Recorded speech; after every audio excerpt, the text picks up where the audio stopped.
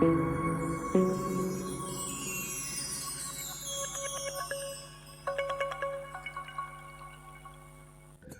pi ke pelok jor baru aku juga cani kena kesenal ke jangang kermen ba video nak kemet ke bukoi ukia. Di pelok mentang ini page ya ke betel jong ustiu jarwah ke episode ke batmai ke bakat ni hanen kemet. Di pelok sebab page ada barakut kena ke video, banom skip ya kena video kena ba video bah ke tip ba khabani a sepang kena ke betel jong ustiu jarwah batu Fitri Raj.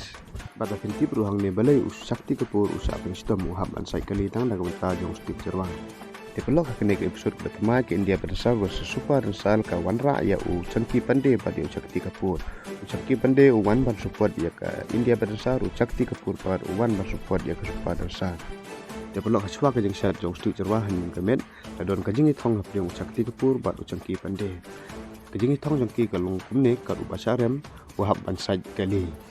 Dikunta kan ke petal pedang ustuk terwa batu Fitri Raj ru kala senang kajing syat ke banangkong la ai dau Fitri Raj bat kane kajing syat jong Fitri Raj kalong ke bai tenat bah to kata bat ulla bah ban le bah ya kane ke prop bat lu jing ro baru na baru ke jos nduk ke Malaika Arora Chunky Pandey Shakti Kapoor kita Kapoor adu Remo D'Souza.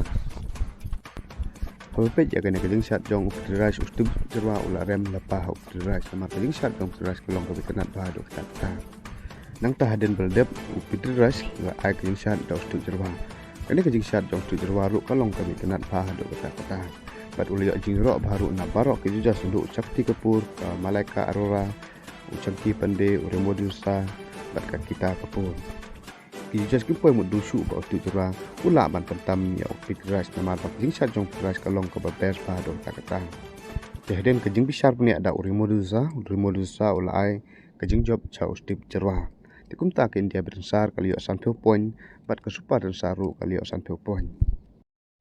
Bat Shakti Kapoor namar ba ul syarem ha Chunky Pandey dia uhapan le ya kata ke bala kular uhapan syak penstom dak ba saj kali uhapan saj ka auto bawan Chunky Pandey.